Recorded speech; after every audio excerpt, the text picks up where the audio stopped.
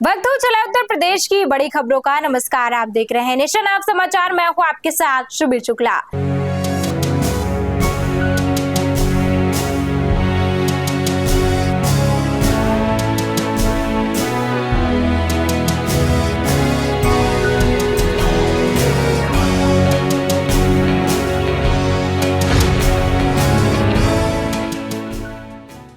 फर्रुखाबाद में all India chemist association के आह्वान पर केमिस्टों ने जिलाधिकारी को प्रधानमंत्री के नाम संबोधित ज्ञापन सौंपा। ज्ञापन में कोविड-19 के दौरान शुरू हुई ऑनलाइन दवा खरीद व्यवस्था को जारी रखने की मांग की गई। केमिस्टों का कहना है कि महामारी खत्म होने के बाद ये व्यवस्था बंद कर दी गई, जिससे आम जनता को दवा खरीद में परेशानी हो रही है। हम लोग आए हैं, एक केमिस्ट एसोसिएशन ऑल इंडिया देशव्यापी हड़ताल हो रही है, उसके समर्थन में एक ज्ञापन देने आए जिलाधिकारी महोदय को।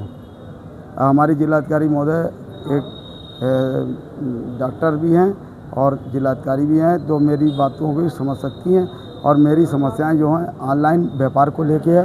ऑनलाइन मेरी यहाँ दवा जो व्यापार हो रहा है, कोविड के समय GSR 220 ES चालू हुआ था, 817 ESR जो चालू हुआ, उसी वजह से जो ऑनलाइन उनको परमिशन दी गई ऑनलाइन बिक्री के लिए दवा की, लेकिन वो आज तक बंद नहीं हुआ, अभी भी चल रहा है। इसलिए उसको हटाया जाए और एक कॉर्पोरेट डिस्काउंट जो हुआ था, उस कॉर्पोरेट डिस्काउंट को ख़त्म किया जाए, समाप्त किया जाए। और फार्मासिस्ट की जो समस्या है, जो होलसेल पे हमारे लोगों रिटेल होलसेल पे लागू की जा रही है, वो भी गलत है। और हम लोगों की इन समस्याओं को लेके एक ज्ञापन दिया जिलाधिकारी महोदय प्रधानमंत्री संबोधित। सुल्तानपुर में लखनऊ वाराणसी हाईवे पर मॉर्निंग वॉक पर निकली 3 महिलाएं बोलेरो की टक्कर में हादसे का शिकार हो गई। हादसा नगर कोतवाली क्षेत्र के केंद्रीय विद्यालय के पास हुआ। एक महिला की मौके पर ही मौत हो गई, जबकि 2 गंभीर रूप से घायल हैं। घायलों को जिला मेडिकल कॉलेज रेफर किया गया है। पुलिस ने शव को पोस्टमार्टम के लिए भेज दिया है। सुल्तानपुर के कुरेभार थाना क्षेत्र में प्रयाग अयोध्या राष्ट्रीय राजमार्ग पर ट्रेलर और कंटेनर की भीषण टक्कर हो गई। हादसे में कंटेनर चालक मोहम्मद कफील गंभीर रूप से घायल हो गए, जिन्हें मेडिकल कॉलेज भेजा गया, जहां डॉक्टरों ने उन्हें मृत घोषित कर दिया। पुलिस ने शव को पोस्टमार्टम के लिए भेज दिया है और मार्ग को देर रात बहाल कराया गया। एटा के चलेसर क्षेत्र में SDM के निर्देश पर तहसीलदार ने अवैध मिट्टी खनन के खिलाफ बड़ी कार्यवाही की है। कार्यवाही के दौरान एक रीपर मशीन और 2 ट्रैक्टर ट्रॉली पकड़े गए हैं। प्रशासन की सख्ती से खनन माफियाओं में हड़कंप मचा हुआ है। सभी वाहनों को पुलिस के सुपुर्द किया गया है और आगे की कार्यवाही की जा रही है।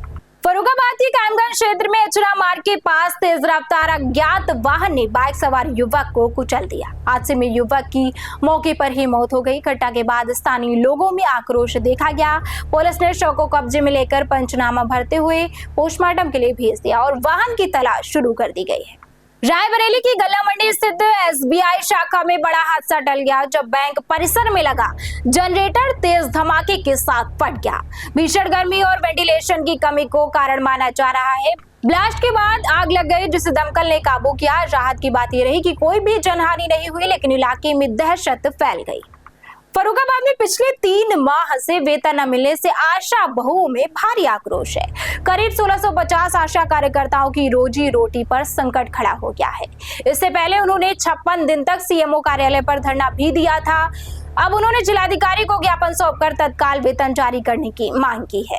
क्या नाम है आपका? मेरा मिथिलेश सोलंकी। किस मामले को लेकर आज आप लोग कलेक्टेड आए? आज ये लेके आए हैं मामला कि हमारा 3 महीने से कोई पैसा नहीं आया हम आशाओं का, और जनवरी फरवरी का भी पूरा पेमेंट नहीं हुआ। तो मैं मैम से मिलने आए, क्यों हमें पता चला कि मैम बहुत अच्छी हैं, तो हम लोग आके मैम से अपना दर्द कहा हम लोगों ने। तो मैम ने अभी सीमो साहब से बात की, तो सीमो साहब ये कह रहे हैं कि उन आशाओं को मेरे पास भेजो। ये मैम ये कह रही है कि ये लोग डाटा ही नहीं तुम लोगों का ऊपर भेजते हैं जो तुम लोगों का पेमेंट हो, तो इसीलिए हम लोगों का पेमेंट रुका हुआ है। इसलिए इन लोगों को अभी वेतन रोक दिया गया कि डाटा क्यों नहीं भर के भेजा है। अब फर्स्ट बात ये है कि हमारा जो संगठन से तीसरी वार्ता होने, तो ये ज्ञापन हम लोग लेके आए हैं।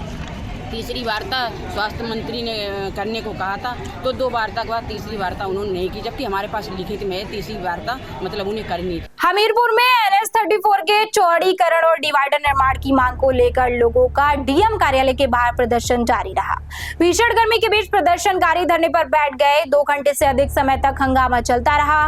प्रदर्शनकारियों का कहना है कि जब तक उनकी मांग पूरी नहीं होगी, आंदोलन जारी रहेगा।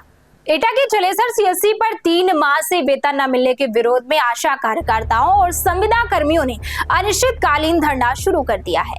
प्रदर्शनकारियों का कहना है कि बार बार मांग के बावजूद भुगतान नहीं किया गया। धरने के चलते स्वास्थ्य सेवाएं प्रभावित होने की आशंका जताई जा रही है। डॉक्टर क्या नाम है आपका? मेरा नाम डॉक्टर उमेश कुमार है। जलेसर सीएससी पर एक धरना प्रदर्शन चल रहा है जिसमें सभी आशा सहित सभी चिकित्सक बैठे हैं। क्या मामला है, क्या धरना, क्या मांगे हैं आपकी? सर हमारी मुख्य मांग है 3 माह से हमारा वेतन नहीं आया है और आशा व्यक्ति का मानदेय जो होता है वो भी नहीं दिया गया है। और किसी योजना पहले 3 दिन से हमने काला फीता बांध के जो प्रदर्शन किया था, लेकिन हमारी सैलरी अभी तक नहीं आई और इसकी वजह से धरना दिया गया है। इसके अलावा अनियमितीकरण का मुद्दा है जो बहुत सालों से चल रहा है। इससे पहले भी हमारी धरना प्रदर्शन होते हैं लेकिन कोई कार्रवाई नहीं। अब क्या प्रशासन से, क्या स्वास्थ्य विभाग के अधिकारियों से क्या मांग करते हैं? हमारी यही मांग है, पहले तो वेतन जल्द से जल्द दिया जाए और उसके बाद जो हमारी पहले से लंबित मांगे हैं उनको पूरा किया जाए। बुंदेलखंड में भीषण गर्मी ने जनजीवन अस्त व्यस्त कर दिया है। झांसी में तापमान 44 से 46 डिग्री के बीच पहुंच गया है।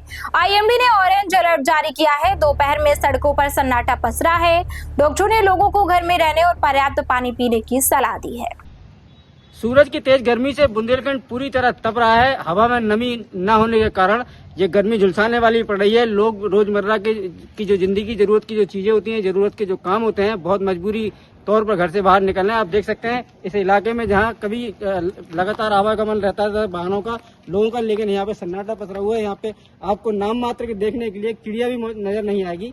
और इसके अलावा भी बहुत सारे मतलब शहर में इस तरह की स्थितियां जहाँ पर सन्नाटा देखने को मिल रहा है। कई सरकार की प्रशासन की तरफ से लोगों को राहत देने के लिए व्यवस्थाएं भी की गई हैं। एक सज्जन हमारे साथ मौजूद है, पेड़ में छाया के लिए यहाँ पे रुके हुए, इनसे जानना चाहेंगे। सर आप यहाँ पे रुके हैं, इतनी तेज भीषण गर्मी पड़ रही है, धूप पड़ रही है, 40 के पार टेम्परेचर जा रहा है, फिर भी आप घर के बाहर क्या कहेंगे आप? मजबूरी में निकलना पड़ रहा है। गर्मी तो इतनी बहुत ज्यादा है, भीषण गर्मी पड़ रही है जिसके कारण घरों में ही रहना पड़ रहा है। काम धंधा सब बंद है, कुछ भी नहीं कर पा रहे हैं, गर्मी की वजह से निकल ही नहीं पा रहे हैं बिल्कुल। अच्छा, पिछले 5 दिन से लगातार गर्मी पड़ रही है, 46 के पार टेम्परेचर जा रहा है, फिर भी घर में रोजमर्रा की जिंदगी के लिए निकलना पड़ता है। क्या मजबूरी रहती है लोगों को, क्यों निकल रहे हैं लोग? भाई काम करना है, बच्चे पालना है, घर पालना है तो निकलना ही पड़ेगा। वो तो अपन को मजबूरी है कि इतनी गर्मी में भी निकलना पड़ा है। 46-47 डिग्री टेम्परेचर में भी जाना पड़ रहा है बाहर, सिर्फ मजबूरी है।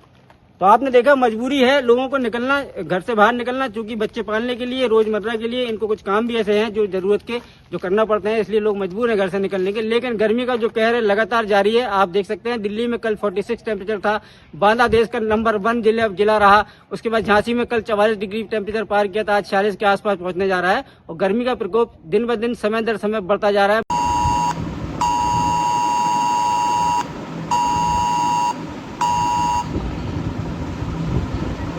मोबाइल में लगातार अलर्ट आ रहा है कि घर से जब बहुत जरूरी काम हो, जब भी आप घर से निकलें, अपने आप को बचाएं, पेयजल की व्यवस्था हो तो पेयजल पीते रहें। प्रशासन की तरफ से लगातार प्रयास किए जा रहे हैं कि लोगों को आग्रह किया जा रहा है लोगों से कि बहुत जरूरी काम हो तभी घर से बाहर निकलें। एहसान अली, नेशन नाउ समाचार, झांसी।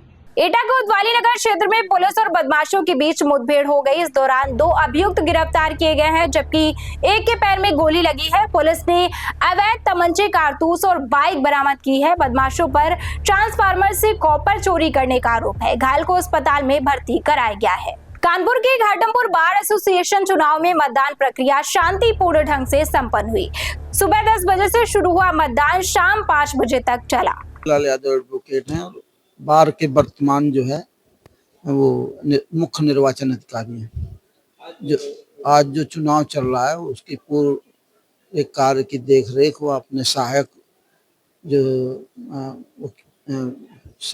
निर्वाचन अधिकारियों के साथ संपन्न किया जा रहा है। और देखिए, घाटमपुर तहसील जो आउटर कोर्ट है और यहाँ पे घाटमपुर में जो भी बार एसोसिएशन का चुनाव कराया जा रहा है, जिसमें 2 पदों को लेकर चुनाव हो रहा है, बेसिकली अध्यक्ष और महामंत्री को लेकर के।